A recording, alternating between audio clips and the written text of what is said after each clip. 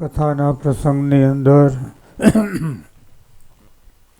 પરમ પૂજ્ય સદગુરુ જોગી સ્વામીની વાતો સાક્ષાત સવિતા ભાગ નંબર 1 કિરણ 95 પૂરેપૂરા. આજની કથાની અંદર વાત આવી દેશ કાળે સ્થિતિ રે એ સાધુતા. 4 પ્રકારના કુસંગ છે. દેહનું કુસંગ, મનનું કુસંગ, બહારનું કુસંગ અને સત્સંગની અંદર કુસંગ. એમ 4 પ્રકારના દેશકાળ છે. સમજ્યા ને? પહેલા પોતાના મનનો દેશકાળ. મહારાજે લખ્યું પ્રથમના 17માં, ભગવાનનો ભક્તો હોય કોઈ હિંમત વિનાની વાત કરવી નહીં. હિંમત વિનાની વાત થઈ જાય એ પણ એ કુસંગ છે. આમ થાય, આમ ન થાય, આમ ન થઈ જાય. દેશકાળે સ્થિતિ રે એ હાસી સાધુતા કહેવાય. દેશકાળે સ્થિતિ ન રહે, પોતે હેરાન થાય અને બીજાને હેરાન કરે. જો ને એ દેશકાળ અનેક પ્રકાર પડે ને. બહારનો દેશકાળ પોતાના મનનો, સત્સંગનો, સમાજનો, આ તે બીજા સંપ્રદાયનો. જો અને દેશકાળે સ્થિતિ રહે એ સમજણ હાસી કહેવાય. પોતે સુખ્યો રહે અને બીજાને સુખ્યો ભગવાનની વાત રાખે. જો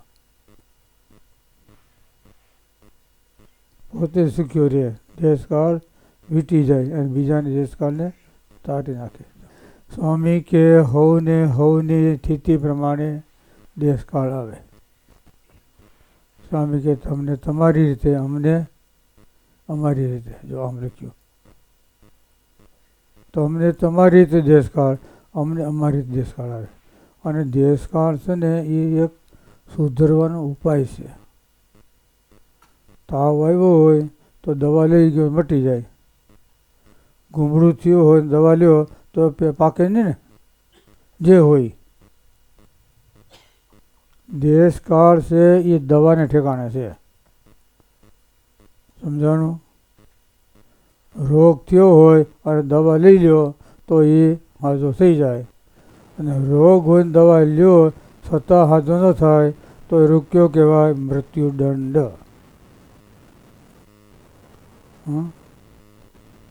દવા લ્યો અને હાજો ન થાય એ મૃત્યુદંડ કહેવાય. મૃત્યુ આવવાનો છે. ઘણી વાર સ્વામી બાપા કહેતા, સ્વામી કે દવાખાને જાય અને ત્યાં જાય હાજો ન થાય એટલે સમજી લેવાનું હવે ઉપડી જવાનો, ભાઈ જવાનો છે. એટલે દેશકાળ છે ને એક સુધરવા માટે છે. નારદજી એને દેશકાળ લાગ્યો પણ પોતાની સ્થિતિમાંથી પીડ્યા નહીં. પોતાની સ્થિતિમાંથી પીડ્યા નહીં. સ્થિતિ એક અવશ્ય જોઈએ, સમજણ.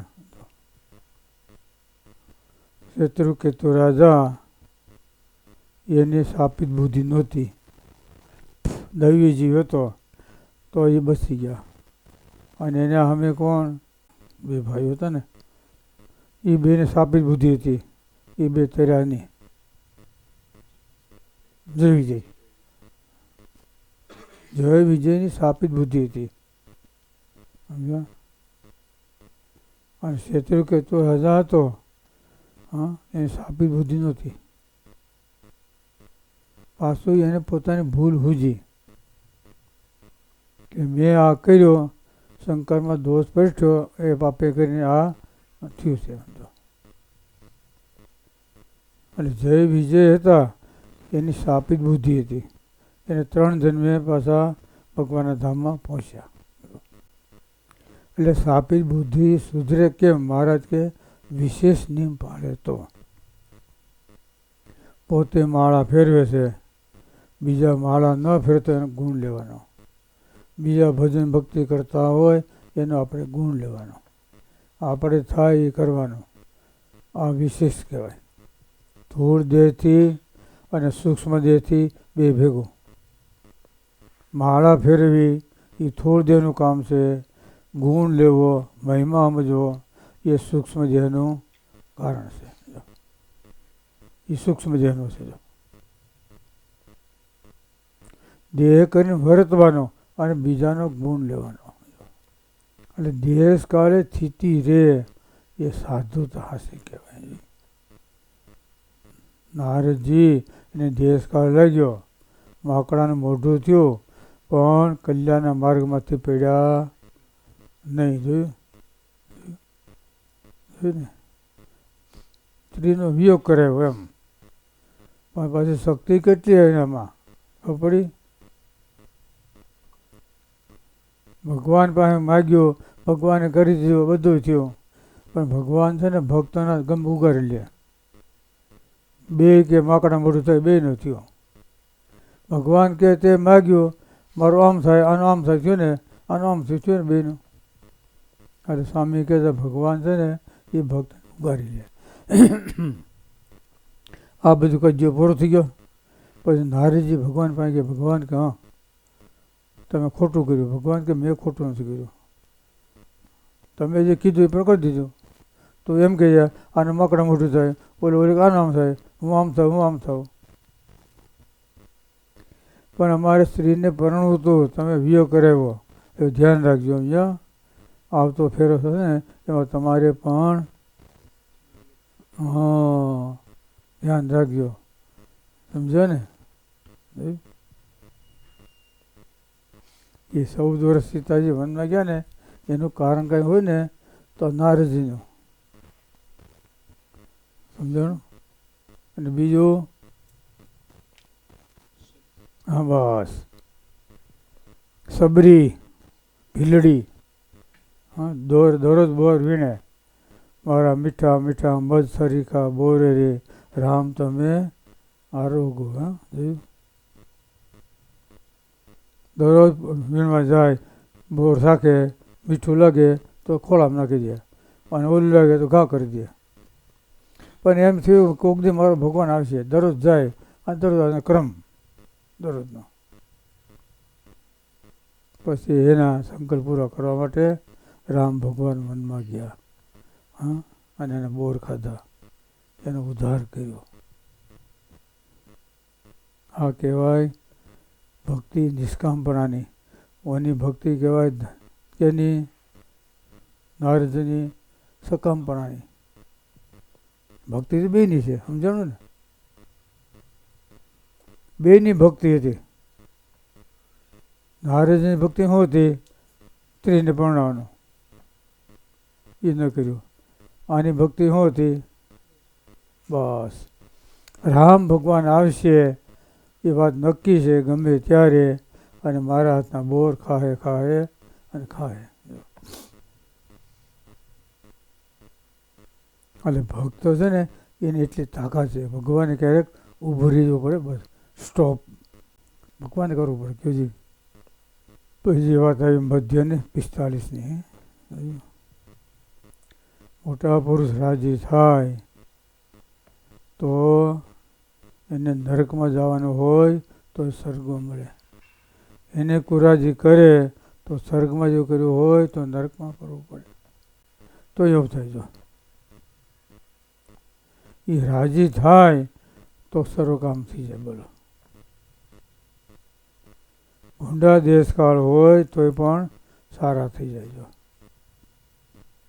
ગમે એવું દેશકાળ આવનારું હોય, ગમે વિઘ્ન આવનારું હોય તો પણ એ ટળી જાય. રાજા હોય તો રંગ થઈ જાય, અને રંગ હોય એ પણ રાજા થઈ જાય. બે રીતે નિષ્ફળ સમજીએ. ભક્તને આપણે લખ્યું છે કામ ક્રોધ એવા મોટા છે, પણ ભગવાનના ભક્તની આગળ એ બધાય નિરખા બની જજો. એની માથે પગ દઈ અને રાજા થઈ જાય. માયા જીતાય એવી નથી, પણ ભગવાનનો આશરો હોય તો એ માયાને માથે પગ દઈને આવે. મહારાજ જુનાગઢમાં આવ્યા, મંદિર છે, એથી ઉત્તરાદો દરવાજો, એ સીડી છે, ત્યાં આસોપાલવનું ઝાડ હતું, ત્યાં સભા કરીને બેઠા હતા. ગામમાંથી એક મુસલમાન ભાઈ આવ્યા, સીધણ આવ્યા. અરે ખંતો ખબર સંતો હટી વિયા ભાગી ગયા. મહારાજ પણ આવ્યા. મહારાજ કે આ કેમ ભાગી ગયા બધા?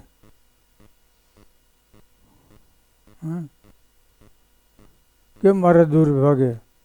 કે જન્મ તો મારે પેટે લીધો ને, એમ કે એને એમ કીધું.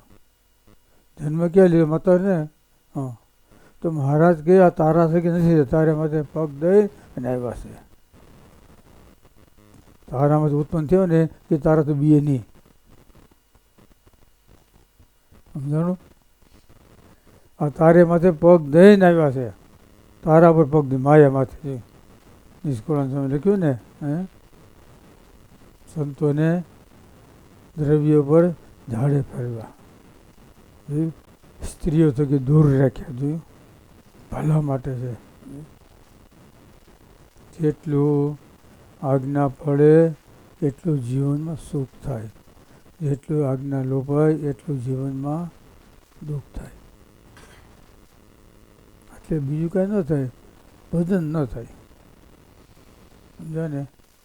જે કરવા આપણે આવ્યા છીએ એ ન થાય. બાકી સત્સંગમાં રોટલા ખાવા, કપડાં તો મળવાના છે.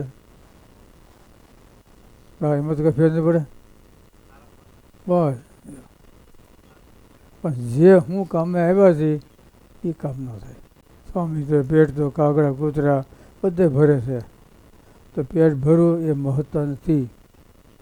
પણ આપણો મોક્ષ સુધારવો, આપણો સમય, આપણી આયુષ, આપણી શક્તિ, બુદ્ધિ, બળ એને સુધાર્યા એટલે ભગવાન માર્ગે વાપરવા એ સુધાર્યા કહેવાય. બગડેલ નથી. બગડેલ નથી. ભગવાન માર્ગે વપરાયેલું. એ રાજી થાય તો રંક હોય એમાંથી રાજા થઈ જાય. જો કુરાજી થાય તો એનું અંતઃકરણ દગ્ધ થઈ જાય, બેડા કરે.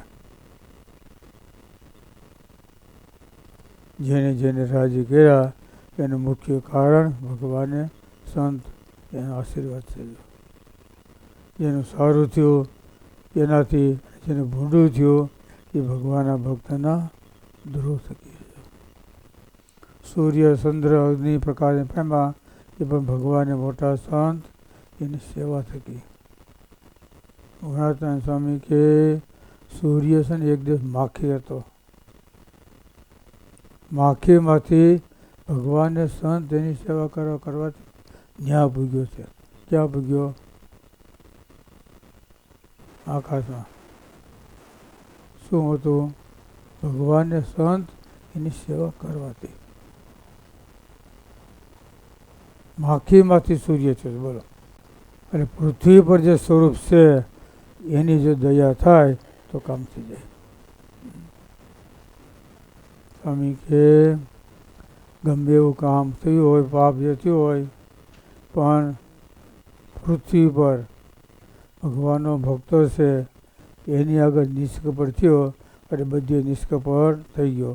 પછી કાંઈ બીજી કોઈ જરૂર નથી. પૃથ્વી એટલે ધર્મ, હવના ધર્મ, સ્થાન. સારંગપુરના 9માં લીધું. સ્થાન એટલે શું? પોતાના ધર્મ. સારંગપુરના 9માં લીધું. પોતાના સ્થાનમાં રહેવું એટલે પોતાનો ધર્મ.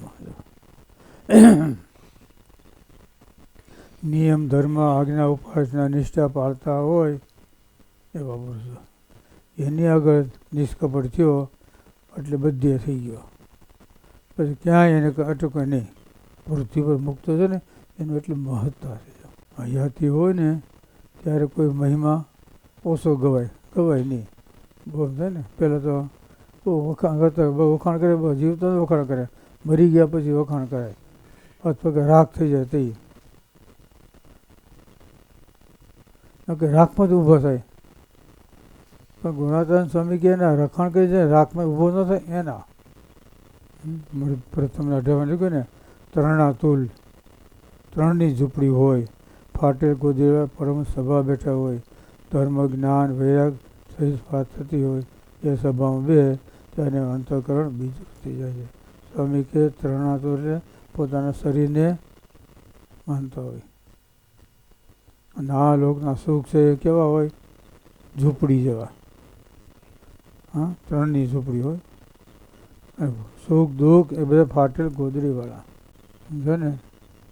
વિહારી મહારાજ કોણ હતો? કદાચ બીજા હોય. ત્યારે સંતો બેઠા હતા, બધા સંતો ગુણાત્મા બેઠા હતા, ગોદડી ઓઢી ફાટેલ, પણ તેજ નીકળતો તેજ. પણ બધા દર્શન કરવો કીધો ભલે આશે બેઠામાં તેજ નીકળે છે કીધો. તે ફાટેલ ગોદડીઓ હાજી નહોતી, પણ એમાં શક્તિ તેજ નીકળતું હતું. એટલે દેશકાળે સ્થિતિ રે એ સમજણ કહેવાય, એ સાધુતા કહેવાય. બોલો સમજા ને. થાન ભ્રષ્ટ થાય નહીં, થતા થાય તો શોભે, એ સાકાર ઉપાસના હોય તો. નખ, કેસ અને દાંત એ માથામાં ઓર શોભે, રજામાં કરતા હોય બે મોડ કાઢી નાખી કા સારું ન લાગે. ત્યાં માથામાં ત્યારે સારા લાગતા હતા. થાન ભ્રષ્ટ થયા છે. મોઢામાં દાંત તો સારું લાગે, બહાર આવે તો કાઢી નાખી દેવાનું કહો. આંગળી નાખો તો આમ થાય, બધું કામ આવે કહો. પણ કાપી નાખો પછી છોડો. એ સાકાર વસ્તુ હોય, થાન ભ્રષ્ટ થાય નહીં, છતાં થાય છતાં શોભે, તો સાકાર ઉપાસના હોય તો. મહારાજજીની દ્રષ્ટાંત દીધો પ્રથમના 37 પ્રમાણે સ્વયં બાપાએ સાક્ષાત સવિતામાં, સાક્ષાત સવિતાને આનું દ્રષ્ટાંત દીધું. હારી જેવો ગુણિયેલો. દેશકાળ એટલે શું? આપણું મનનું ધૈર્ય ન થાય એ દેશકાળ, બીજું કંઈ નથી. સમજા ને. મનનું ધૈર્ય થાય તો આનંદ, વાહ વાહ વાહ. મનનું ધૈર્ય ન થાય તો ચિત્રા જેવો. ચિત્ર હોય ને કંઈ કામમાં આવે ફેંકી દેવાનું. આમ એ ભક્તો કેવો છે, ધ્યાન ઉપાસના નિષ્ઠા કર્તવ્ય ક્યાં કામ ના આવે, ફેંકી દેવાનું હોય. એટલે 45 એના પર વાત કરી. બોલું સહેજા.